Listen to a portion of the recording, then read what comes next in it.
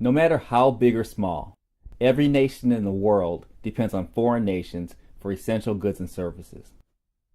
Even here in the U.S., the wealthiest nation in the history of civilization, we depend on foreign nations for our very survival.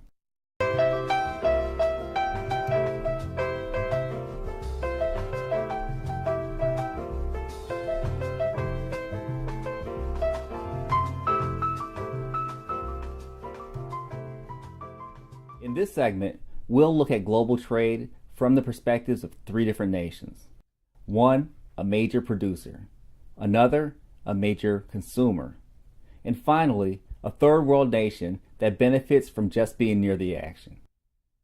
We'll begin by looking at a remote African village that gains access to some do-it-yourself technology.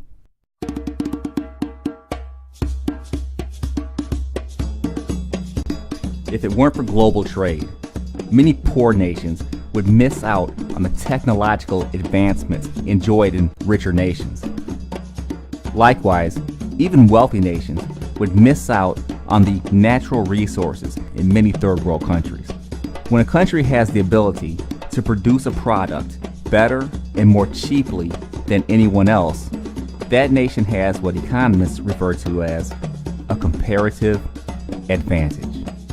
Comparative advantage saves everyone a lot of time and money. We could, for example, grow our own coffee right here in America, but it would cost our farmers a lot more than farmers in Colombia. So it makes sense for us to buy Colombian coffee and save our resources for growing our own specialties, like corn and wheat, which we can sell for a low price to other nations around the world. Next, we'll visit a Chinese shipping port.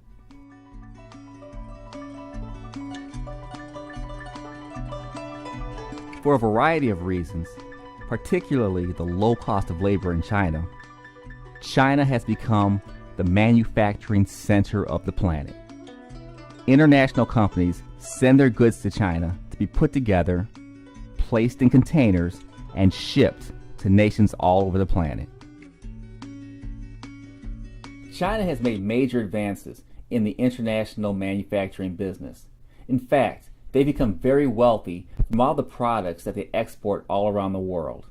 And the nations that buy from China have saved a lot of money from buying from them instead of manufacturing themselves. The question is, how does this affect the consumers?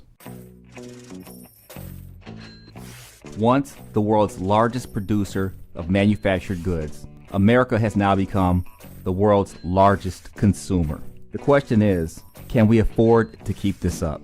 It's great that we here in America are wealthy enough to purchase so many products from all around the world. But in order for us to keep our economy strong, we're going to have to start selling as much as we purchase. The more things we produce, the more people we need to help produce them, which means more American jobs. Global trade has presented some challenges for the American worker. For the past 50 years, American businesses have been able to find cheaper labor overseas, which has led to the closing of many U.S.-based businesses, particularly in the area of manufacturing.